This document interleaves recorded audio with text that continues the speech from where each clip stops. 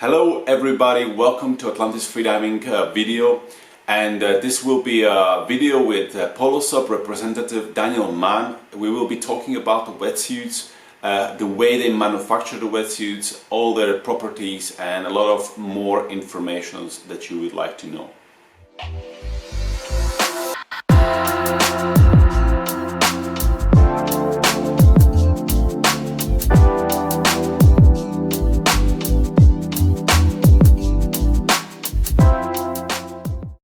Welcome, Daniel, to our channel, and it's great to have you here.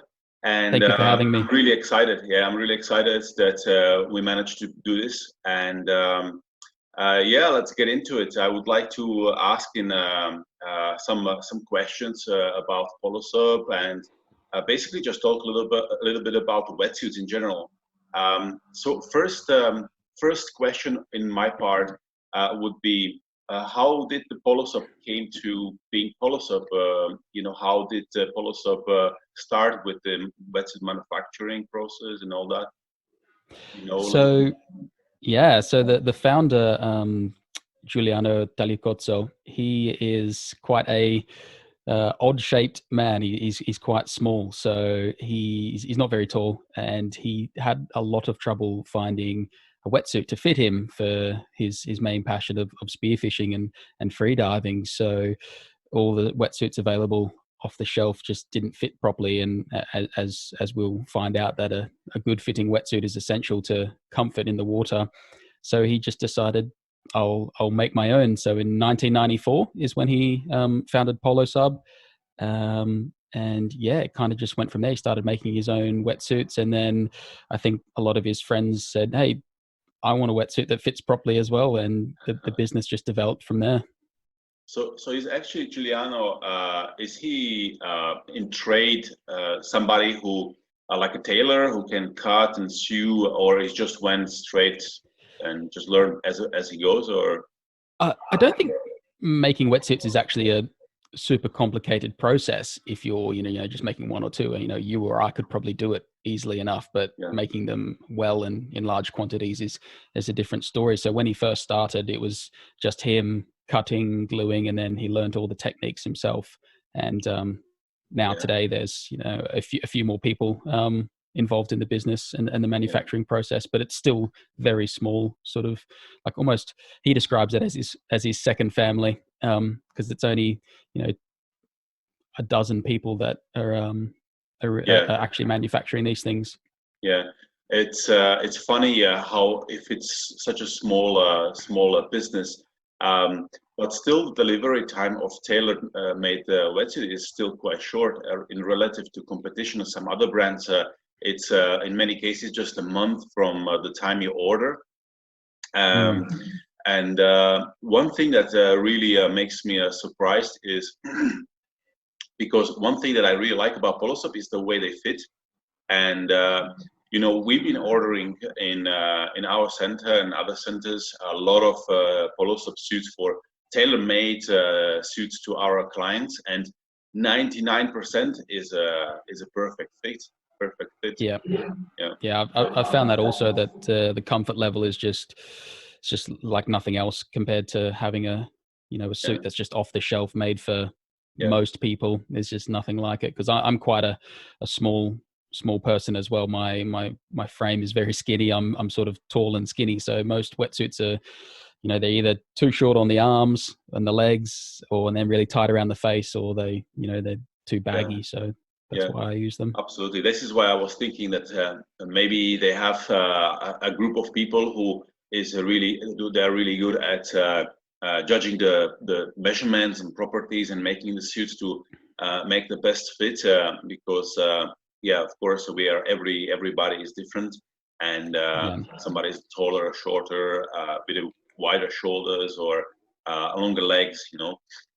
There is the way it's done is there are a lot of measurements that you take when you order the wetsuit. I think there's 28 in total, so that's quite a lot of measurements around your body. And the suits are obviously made up of various parts that fit into a pattern to make a a jacket or the pants. And then there's what would you say, like templates that are used for certain parts depending on your measurements, so that they always line up properly. So these had been developed over 25 years of getting a suit to fit properly. So when you take your measurements, you can fit them to say somebody that's got a really big chest but normal sized arms. You can go, oh well, the measurements of this arm fit this template here, so that's what we're going to use for that. And then for the chest, we can adjust the sizes for everybody's measurements, which is how they get it right a lot of the time. And most of the time I found I think the first time I ordered a suit, Davida came back to me and said, hey, are you sure you've measured this right? Because it doesn't seem right from what we've got. I think it was something along my neck or something was, about this big. I'd measured it wrong. I'd entered it incorrectly, but they've got so much experience in people measuring things wrong that they go, hey, this doesn't look right. Can you just double check it? So for me, my suits have always fit absolutely perfect every time since the very first one that I ordered in 2012 was my first one. So I've been using them for 8 years exclusively. Nice one. I have a similar experience when I turned professional in freediving. You are in the water every day, so your wetsuit becomes your clothes that you wear every day.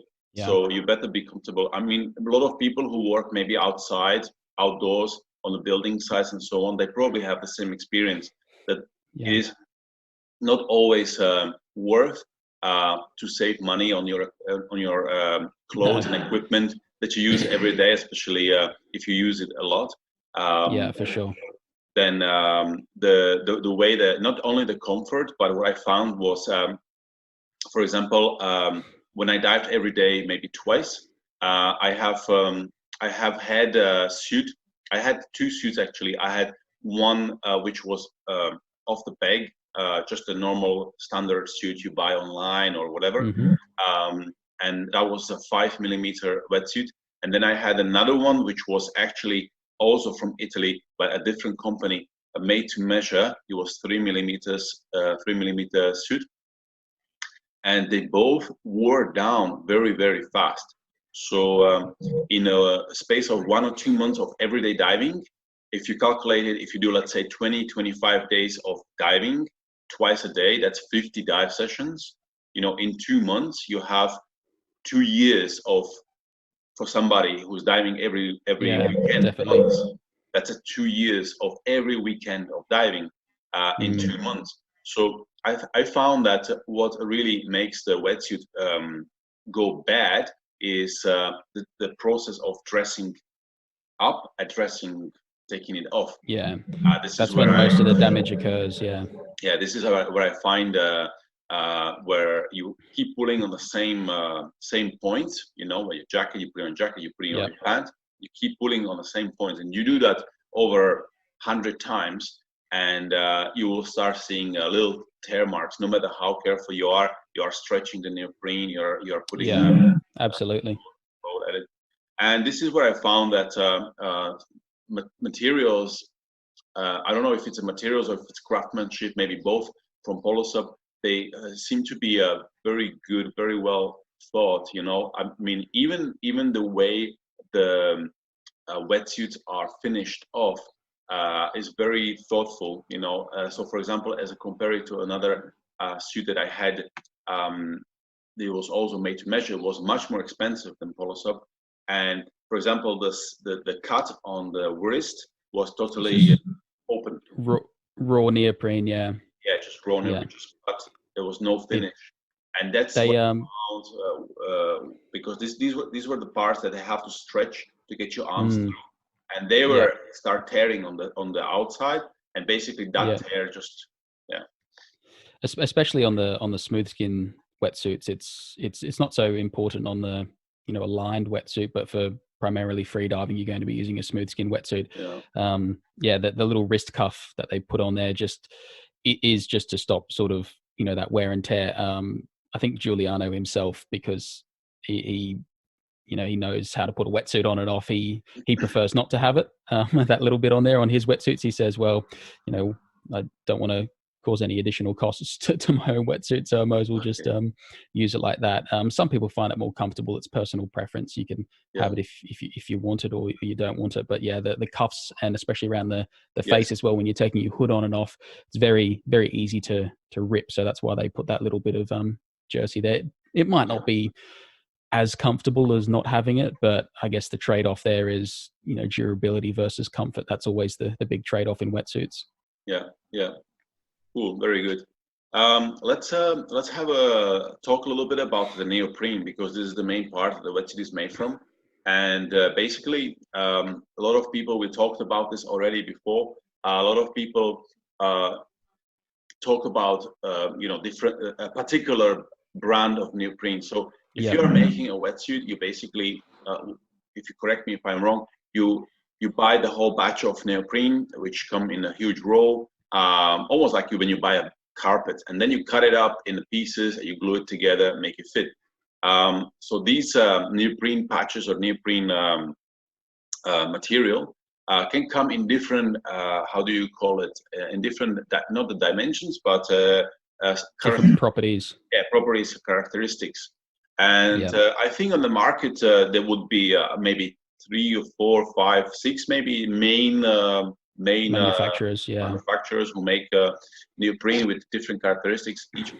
So then every model of the wetsuit that maybe is here in PoloSub catalog would be made with a different type of material, right? To fit the different purpose.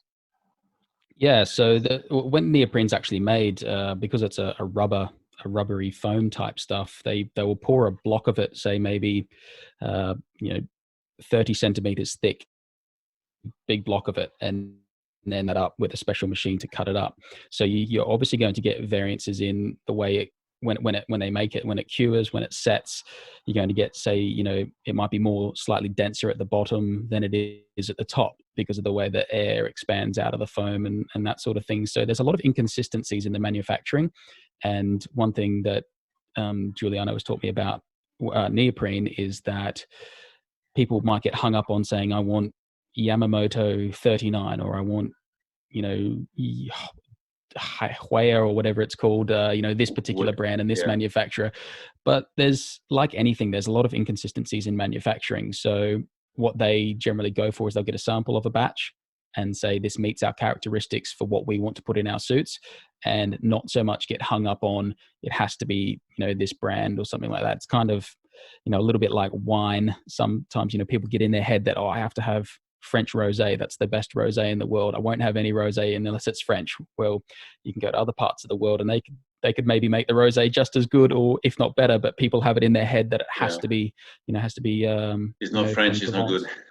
Yeah, you know what I mean. So I think getting batch samples from suppliers and going, this is a good batch and it meets our characteristics is the most important thing to get a consistent product. So not so much going, because there's recalls on, products all the time, like car manufacturing, they don't always get it right. So just because it is that, like there's inconsistencies in manufacturing, but the things that you can control though is how you manufacture the wetsuit, which is a big part of what they do once you get it. So it comes in sheets, not so much a roll, a big sheet of neoprene. So very heavy, very hard to ship. All right. I remember Giuliano said that basically people do get, like you said, stuck on I want the Yamamoto 45, and they make it, and then they make one next year, and the next year, every year they make a new one for the same person. And then the same person feels that the material is different, and then they come back to PoloSub saying, how come this suit feels different to one I had last year or the one I had the year before, and then it's not inconsistent. But I think this is where he's coming from, that he rather, if somebody wants a soft neoprene for a competition or anything like that, then he can go and choose from different batches that are out there that year and pick the one that meets the requirements the best and make the suit. Yeah. They're not always going to, like you say, year to year everything's going to change. Wine changes from year to year. It's still the same grapes, etc. But you just don't know manufacturing characteristics. It could be a very humid day wherever the neoprene's manufactured, so it might set quicker than if it was a cooler day. So the key thing is to look for the characteristics that that make a good balance of a trade-off of suit. So Yeah. I think what PoloSub does there is tries to get something that obviously is very comfortable and soft, but doesn't compress very easily, because I've had suits in the past that you use them for a year and then they're like thin like paper, like a 3mm suit. And I probably wasn't diving that much. I think I had one that was manufactured, I think it was a hammerhead wetsuit, like maybe 12 years ago, and I used it for a year, a 3mm suit, and by the end of it, you could almost see through it. It was so thin. Yes. So yeah, there's obviously trade-offs in everything. If you want a really comfortable wetsuit, the softest material, it might not last as long, but I think most people are looking for a good balance. Yes. Yeah. So let's talk a little bit about the characteristics of the neoprene, because I know that PoloSub is making suits with different characteristics. So we have very soft neoprene, we have maybe a little bit more dense neoprene. So do you know what are the most common characteristics of neoprene that the PoloSub is looking for, and which models they apply it to? I'm not sure which exact characteristics that they look for. I haven't really gone into that much depth with Giuliano, but I think for more of the smooth skin wetsuits, because a smooth skin wetsuit, for those that don't know, is just the smooth part of the neoprene manufacturing process, which is the top of the block and the bottom. That's the smooth part. And when they cut it, then you've got the raw neoprene. So because it doesn't have any extra support and material, it is very flexible and obviously the best for performance and comfort. But because of that, it is very fragile. So you can look for a material that is slightly more robust, not quite as flexible, because you don't actually need it, because the material in itself is already very flexible. And I think just looking for a suit that doesn't compress, because that's the main thing. If a suit compresses over time from multiple dives to depth, that is really bad for the suit, because it gets thinner and then it doesn't keep you warm after that. It is generally the suit that compress more easier is the one that is basically less dense. There's more air inside. Yeah, less dense. They're also more buoyant as well, so you need a lot more lead on your weight belt to take them down. So some wetsuits are very don't require much lead, and then others do from other manufacturers. But I don't know too much about the ins and outs of the selection of the properties, but I know it's just trying to get a balance between comfort and I do remember durability. that I had one suit which was more dense, but what happened basically was you didn't need so much lead for it. So to counteract the buoyancy of the wetsuit, it was not necessary to put a lot of weight. But at the same time, the suit was not very warm. I was not very flexible at the same time.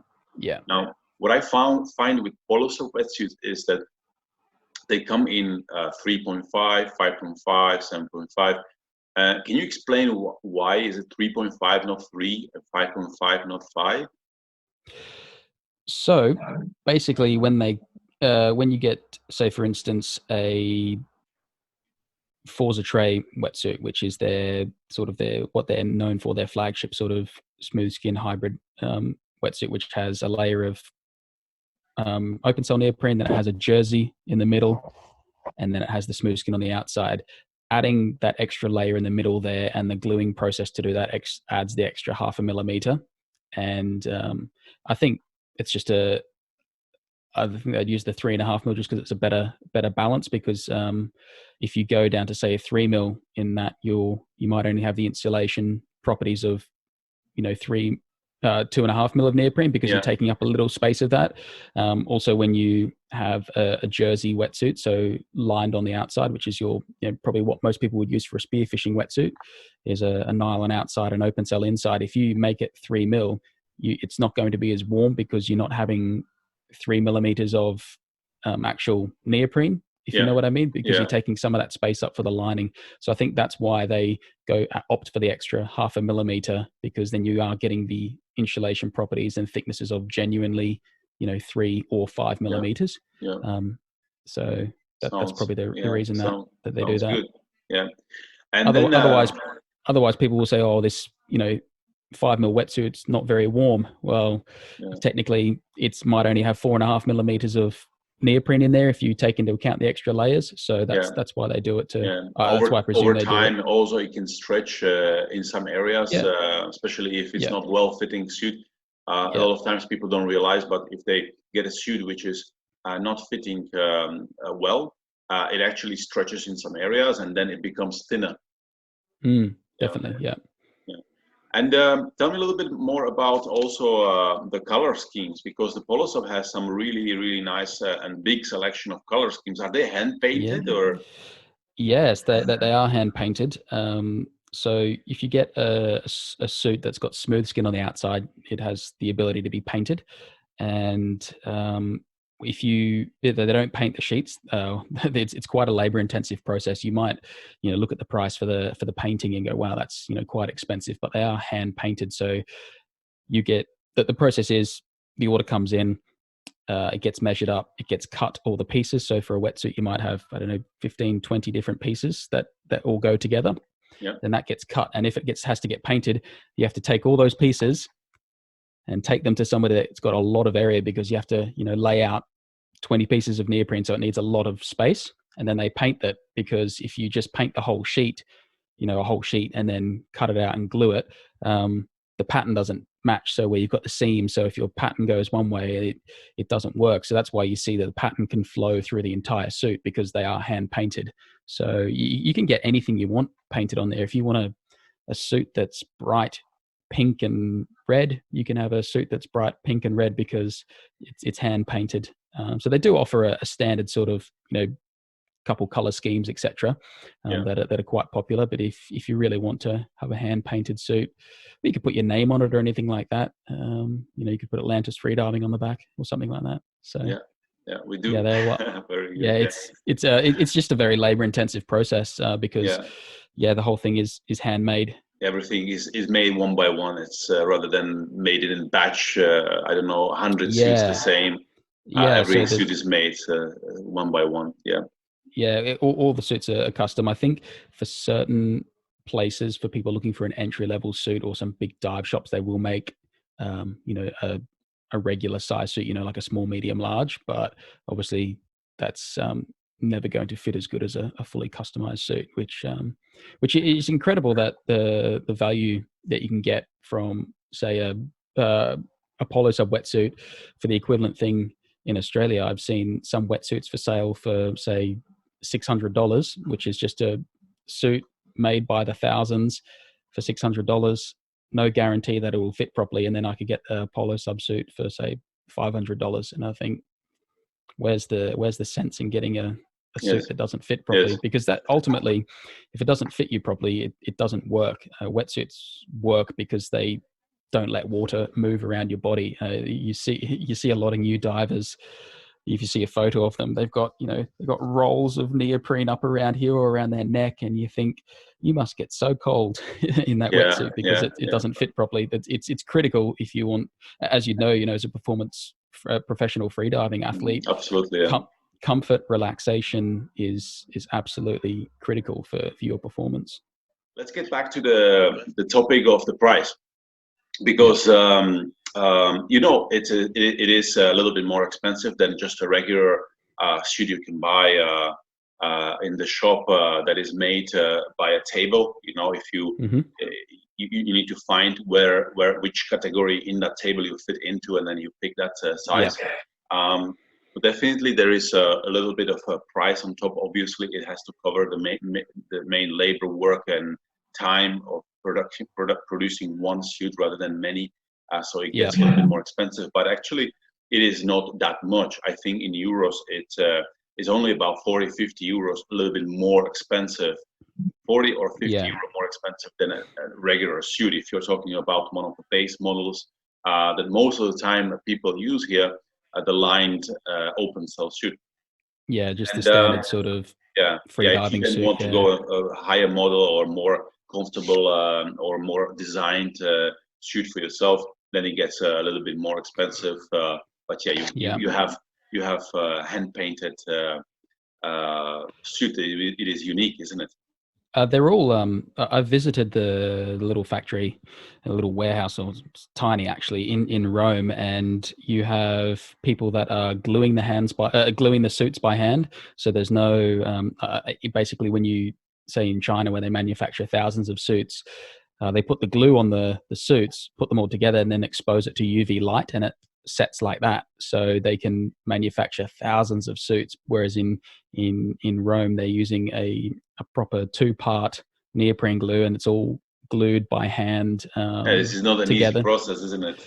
It's just very time consuming, and the suits, any stitching done on the suits is done by hand. There's a lovely older Italian woman there who's been sewing suits for 15 years for Giuliano, and she's on the sewing machine, like a really beautiful old sewing machine, that stitches perfectly. And she's there. She has to put soap on the sewing machine because the neoprene's sticky to make it go through. But yeah, she hand stitches every single one that goes out there. She stitches. There's the woman that cuts them out. So she cuts them out. She's perfect at cutting them out in one go, so you get a really nice clean edge for gluing. It's a very small, labor-intensive process, but I think that that allows you to control the quality of the suit a lot more, because you've got certain people that you trust to do it, and these people are doing it for a time. So yeah, that's obviously where the cost comes in, because one, setting up manufacturing in the middle of Rome isn't probably a cheap process, and then having artisanal handcrafting of a wetsuit is also very expensive, because you're not relying on machines. It's also difficult to go bigger, So if, let's say, I know that guys get busy in spring when everybody wants to get ready for the summer for freediving, and a lot of orders come in, including our orders, and then Giuliano comes and says, or Davide comes and says, it's going to take us 2 months because we are busy. And I'm thinking, just get more people, just do it quicker, And it's not that easy, because you need the right people, right? You definitely need the right people. It's kind of, I remember I did a video job for a client about watches, Swiss made watches, and they said the problem isn't the reason why we can't build more watches in a year. It'd be easy just to say, let's make 10 times as many watches, make 10 times as much money, but the skills aren't there. The people aren't there available to do it. So it's not just, you can't just hire somebody to do it. It's a skill that's learned over a very, very long time, very specific as well. So you can't just hire more people to make more suits, unfortunately. And then, as you found out, that can be a little bit frustrating, but at the same time, that's the quality you pay for. It's still not so bad if you're just being prepared, and that, okay, if I need a suit, I just cannot just go, and it's not like you go online, you click, and it comes in a week, like any other. So if it's made to measure, it's worth waiting for. I think so, and a lot of it comes down to people just being prepared for their trips. You often see an email come in that says, hey, I'm going somewhere really cold next week. Can I have a custom-made 9mm suit? Sorry, it takes a little bit more time than that. Even just the process of gluing up a suit takes a while. It's got to dry, it's got to cure properly. You have to let that set. Then it has to be stitched sometimes, and even take the physical process of taking something off-site to be painted by someone else somewhere else in a warehouse. That's all time that just adds onto it. And I think at the moment, production probably is at about 10 to 15 suits a day that they can produce, depending on what type of suits. Some are quicker to manufacture than other suits, depending on the customizations. So you do have to wait a little bit longer, but I think the quality benefits and the quality of the product is worth waiting for. Absolutely, I agree. I want to ask you one more last question. If you can give some tip and advice on storing the suits and dressing, undressing, because we have beginners here. This is the problem number one, is get into the suit. Nobody really is used to putting on the freediving suit, which has no zippers, nothing like that. and then people struggle a lot. So if there is any tips you can share with the viewers. Yeah, so putting on a wetsuit, particularly a smooth skin wetsuit, it needs to be lubricated. So the raw neoprene on the inside that's against your body is very sticky. If I put my arm through it, I would have no arm hairs left because it'd rip them all off. So one, you need to be lubricated, and I think that the best way, honestly, is to get into the sea to do it. So your whole body's wet, the whole wetsuit's wet, you've got water all over you, but that can be very daunting and scary for a new diver because you have to put your head through a wetsuit, you can't breathe, and you're underwater. So it's not recommended for a lot of guys to start out by doing that. You and I probably would jump off the side of the boat and slip right in our wetsuits and it's fine, but it can be quite scary for someone that's not used to it. So best thing to do is if you can, wet your body down as well. That really helps. And on the suit, if you make up a mix of, say, hair conditioner and a big squirt of that into a water bottle, shake it up inside the suit, and then you can slip right in the suit very easily. For me personally, I roll the jacket, I fold the jacket up so it's you don't have as much of it to get into. So I fold the jacket up and then I get my arms through first. So I've got my arms free so I can grab around my head, and then I will grab around. I'll get the suit and then sort of tuck my head in and then pull my face out, and that's the best way to get into the jacket. The pants are pretty easy to get into. You just do one leg at a time, but the key is just to use enough lubrication, and don't grab it with your fingernails. When you grab a bit of neoprene, you want to grab it like this, like just with your fingers like that, no fingernails, because that just rips it and puts holes. So if you're going to grab anywhere, sort of try and roll it, like sort of not so. If you want to adjust your shoulders, don't rip it like this. You just sort of smooth it out, etc. like that. So I'd say just use enough lubrication is the big thing. And when you're getting out of the wetsuit, it's really funny when you get new divers trying to get out of a wetsuit with a hood on it. You have to put the hood on to get out of the wetsuit, because if you don't, it'll get stuck around your neck and then you'll get choked and start panicking. So also with a smooth skin wetsuit, you have to wet the outside to get out of the suit. So whether that's in the water, normally you don't need to lubricate them up. I just sort of do it in the water or something like that, or in the shower. But I generally wet the suit, I pull it up around my waist, and then I get an elbow in, kind of like you're taking off a t-shirt, roll it up over, then pull my head out. And once your head's out, it's all pretty easy. But the biggest thing is just to go slow, be careful, don't rip and yank at the wetsuit, otherwise you risk damaging it, particularly the smooth skin wetsuits. And storing a wetsuit, I would say make sure you rinse it off properly from all the salt water. Salt water is the enemy of everything. Boats, cars, everything, houses, salt water ruins it. So make sure you rinse it off properly in fresh water and dry it out. I dry it out on a coat hanger for the jackets, just so it maintains its shape. I normally dry the open cell side first. So the inside, I dry that first, and then I turn it inside out and then dry the outside, because then it's dry. So when you go to get into it the next time, it's the right way around, because when they're dry and you try to inside them out, they can get sticky. And I've seen people, tear and rip wetsuits when they try and inside them out when they're dry. So that's all I do. And if it's storing it for a really long time, so like a year or something like that, I would put some talcum powder on the inside, because sometimes if it stays together, the open cell can sometimes stick together if there's a little bit of moisture that's left over that you haven't dried it properly. So I'll just put some talcum powder in there and store it just out of the sunlight. And if you can, hang it up in a cupboard so it maintains its shape. If you scrunch it into a ball, it's going to take on the shape of a scrunched up ball. So on a hanger, maybe with a bit of talcum powder inside it as well, is the best way to store it. Fantastic. Thank you, Daniel.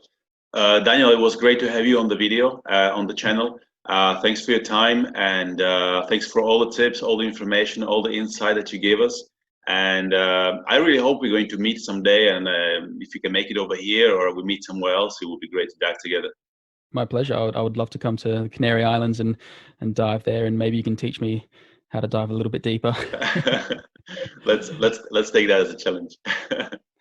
Brilliant. Thanks very much. Okay. Thank you, Daniel. Okay. Take care of yourself. Thank you.